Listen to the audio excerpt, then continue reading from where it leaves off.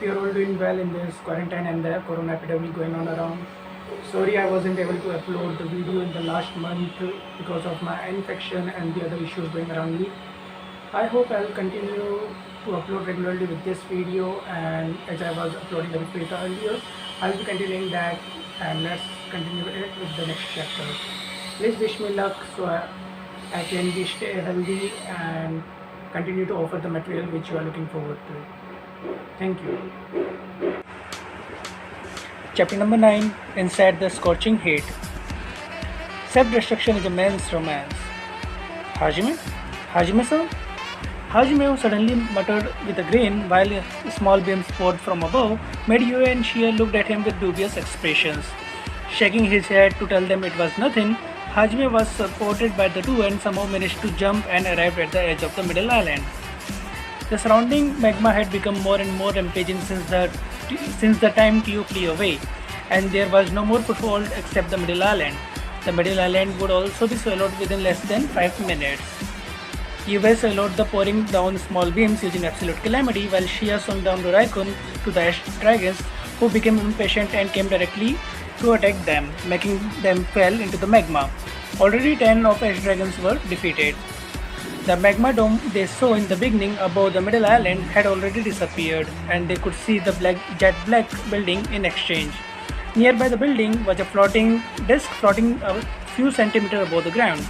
It might be the thing normally used to get out of from the shortcut that allowed the ceiling to open earlier.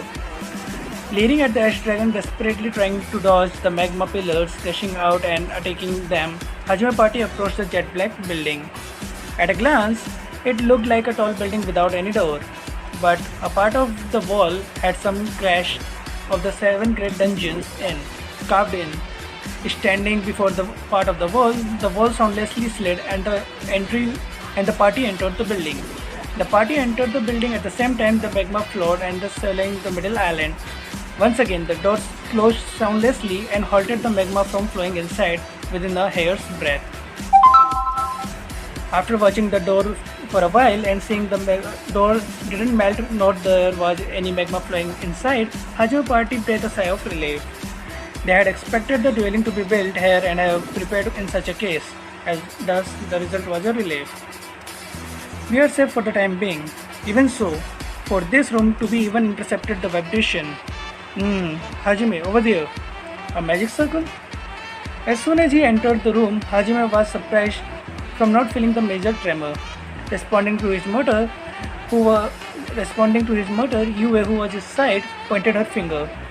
The thing she pointed at was a complex and exquisite magic formation, the magic array for the Age of Gods magic. The party nodded at each other and came into the formation. Just like the time in Orca's Great Dungeon, the memories flowed out without permission, tracing how they conquered the dungeon. Thus, after they were confirmed they have conquered it from subjugating all the magma serpents, the Age of Gods magic was directly carved into their brains. I see, this is special magic. The seed of instant moment. Just like the guy who suddenly appeared from behind, right? Apparently, the Age of Gods magic resided in Garen Great Volcano was special magic. Although magic could interfere with the unexpected thing, as usual, the Age of Gods magic was far from being normal. Yue was referring to the first surprise attack. The very first surprise attack was likely to appear from above using the special magic. Although she didn't understand whether he teleported or just distorted the space to hit, it didn't change the fact that it was troublesome. Even his second surprise attack would have hit Hajime if not for the Shia's decided future derived from the foresight. A fine play. At the same time Hajime party mastered the special magic, the light from the magic formation dimmed and shined.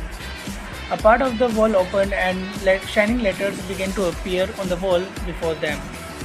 I sincerely wish for the free will of the people in future. Nez Garwen. How simple.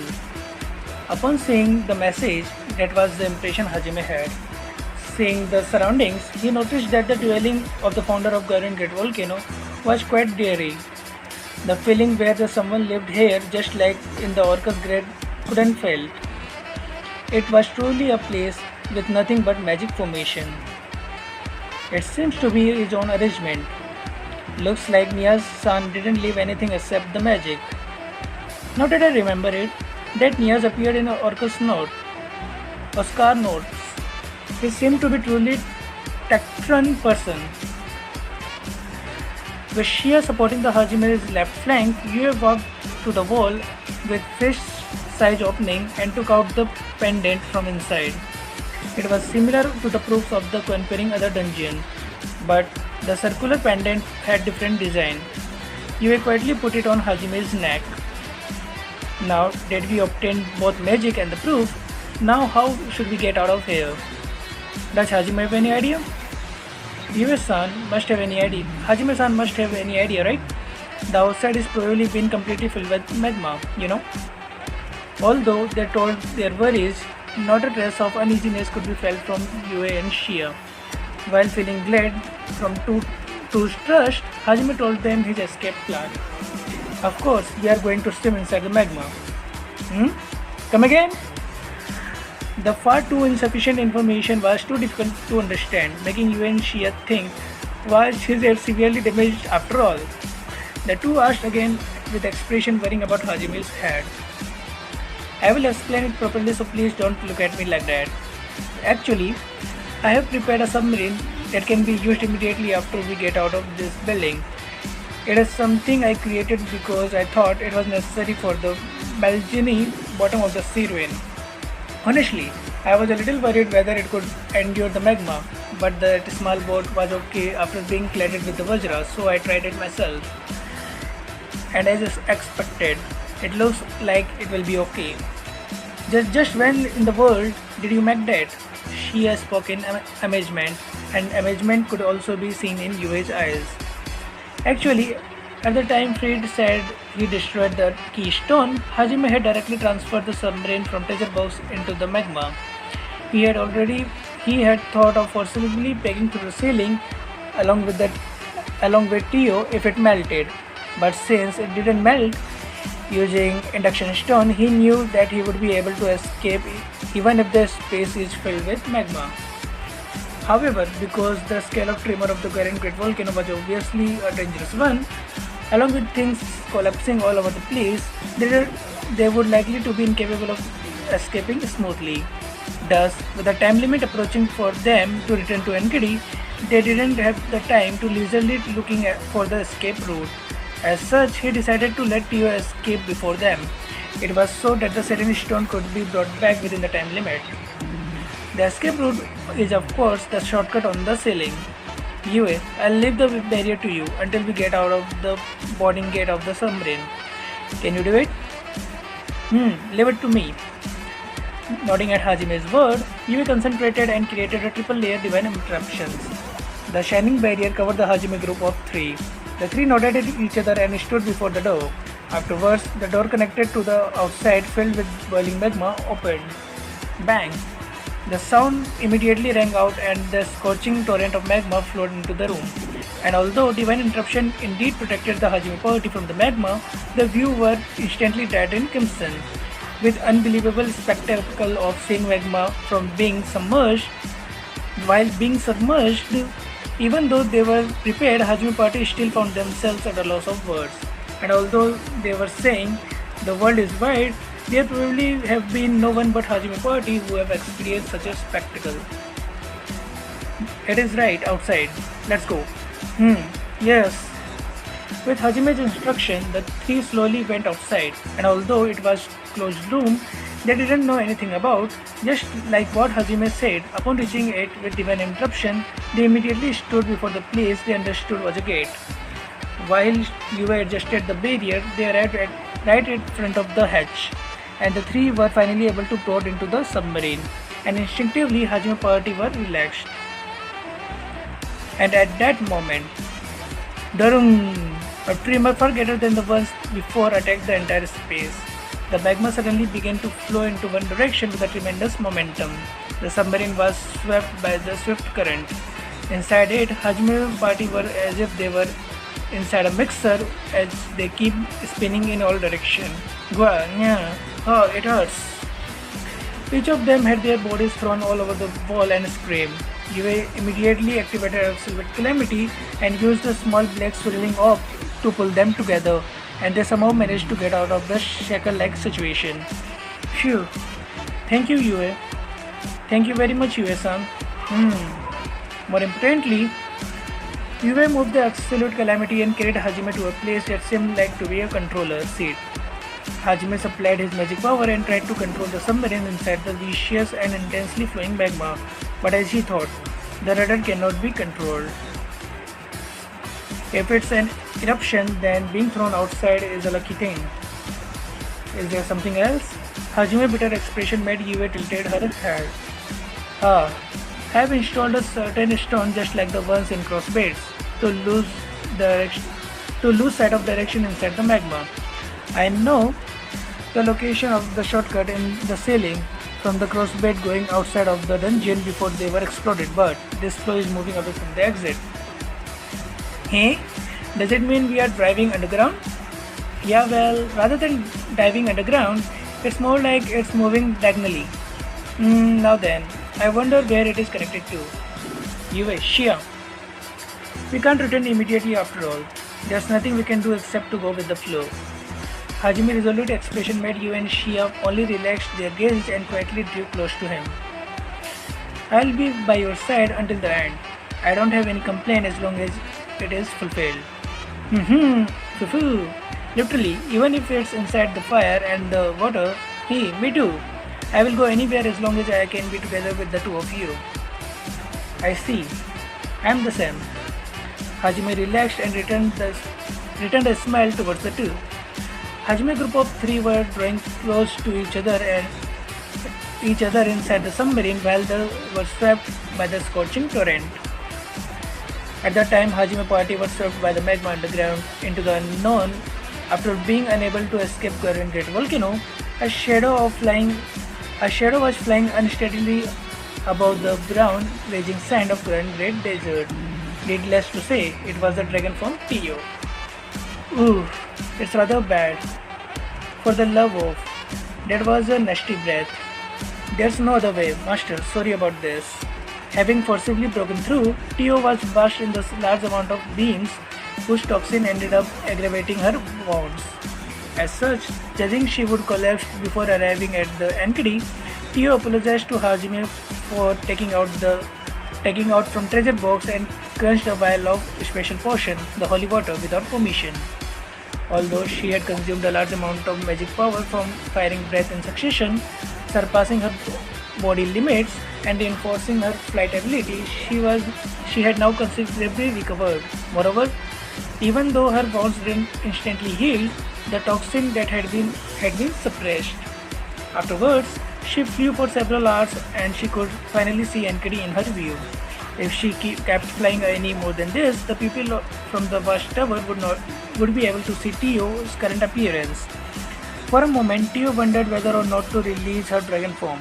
However, thinking it would surely be necessary for her to be in dragon form while she travels with Hajime,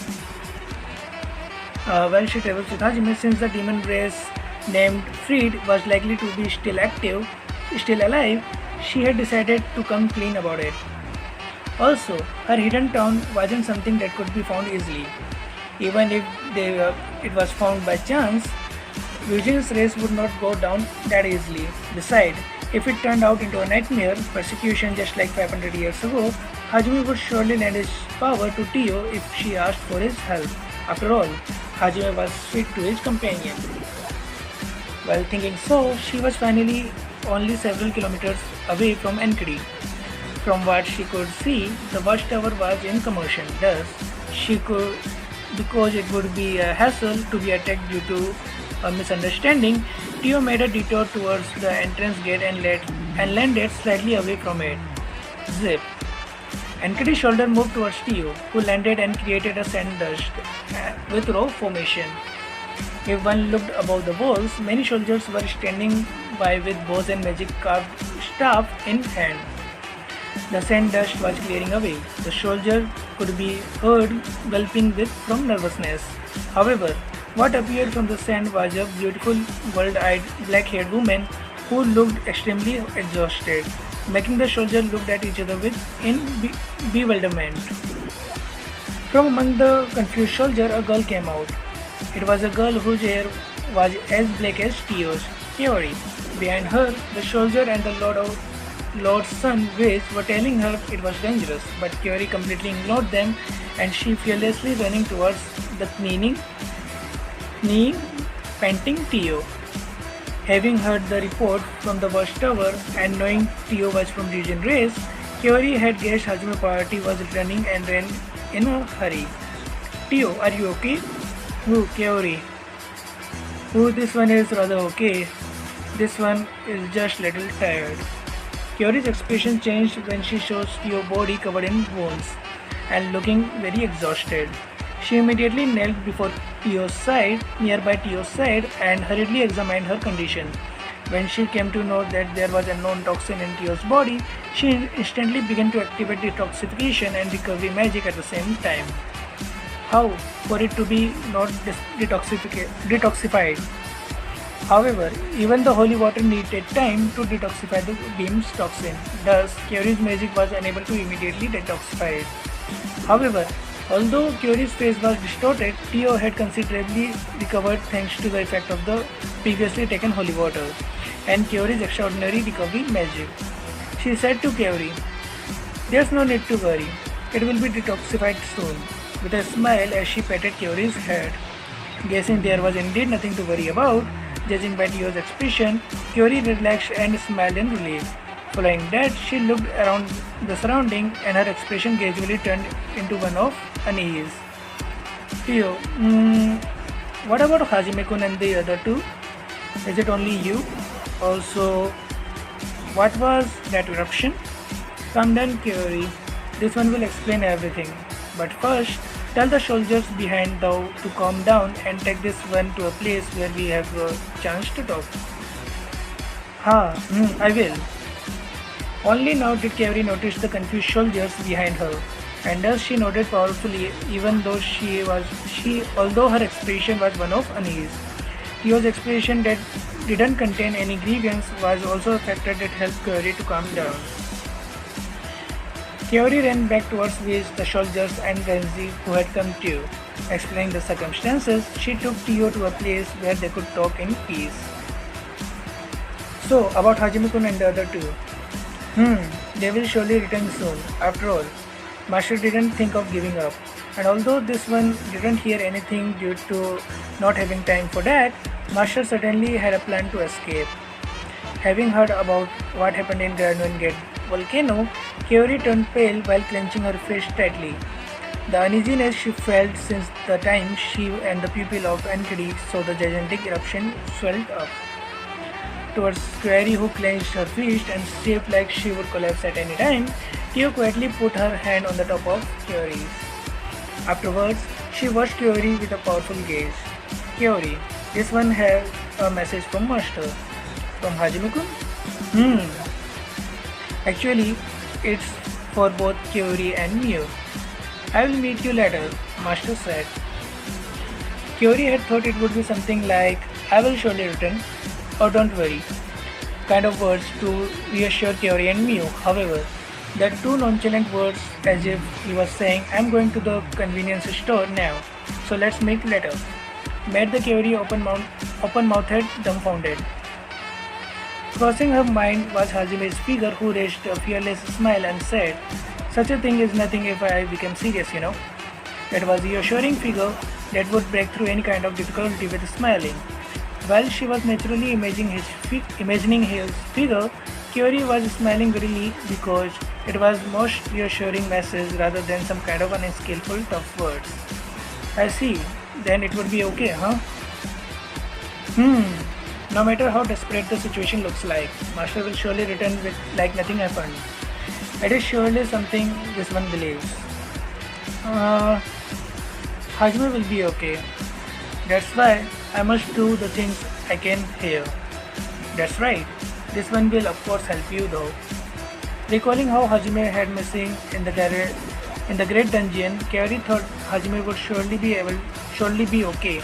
And like Tio, she believed in him while clenching her fist tightly. Kyori stood up and she had a resolute look in her eyes to heal up the weakened people who had distributed with the powder from the large amount of serene stone that was passed on to the Renzi group earlier. Afterwards, they explained the situation to Mew, who had entrusted to the Lord's daughter, Airi, a 14-year-old, in the palace. And although Mew was going to cry because her Hajime Papa didn't return, Tio told her that Hajime's daughter must not cry easily, so she endured it with puffed cheeks. Although Mew was someone from the Sea Dealer tribe, knowing she was a companion of God Apostle Kyori, and after looking after her for a while, the people of the palace were knocked out by her cuteness. Kyori, who was prohibited from going out due to her still weak state, was especially fond of Mew.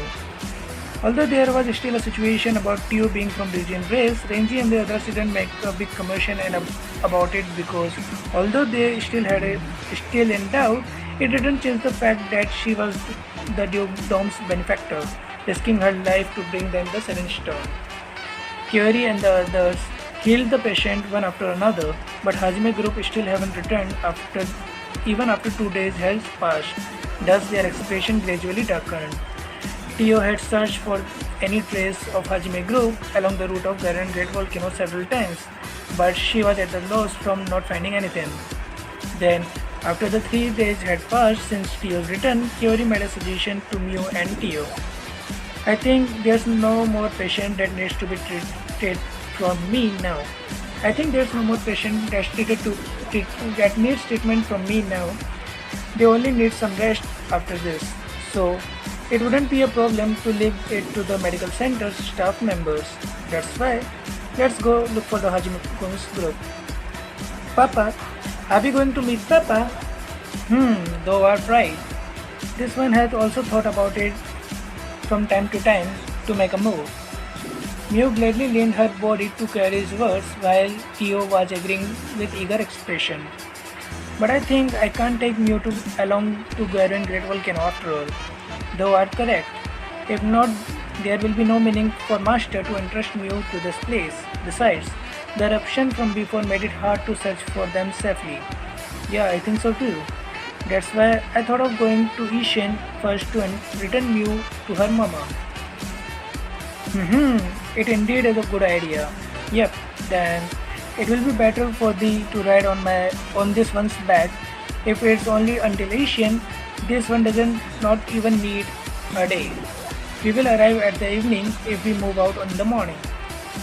The advancing conversation made the large amount of flowers of question mark bloomed above Mew's head. After Kyori explained to Mew in an easily understandable manner, Mew had sad expression because they were not going to meet Hajime. However, she also wanted to meet her mother. After the two told her that they were going to wait for Hajime Papa with her, Mew somehow consented, although in reluctance. How Mew was balancing her real mother with her papa made Kyori and the Tio could not help but making weary smiles. Next day, while watched by the Lord, who seemed to want to restrain them with his feverish gaze, Kyori and Mew got on the dragon from Tio's back and flew to the west. From behind, the voice of gratitude and Kyori's name were grandly resounding from the people. Thinking about her dear person who was once again missing, Kyori vowed to find him again for sure and looked straight forward. Afterwards, they never thought they would too easily be reunited with him. With this, the chapter 9 is concluded. Let's see you in the next chapter in the next video. You beg me to come out with you. I don't know, I'm fine without you.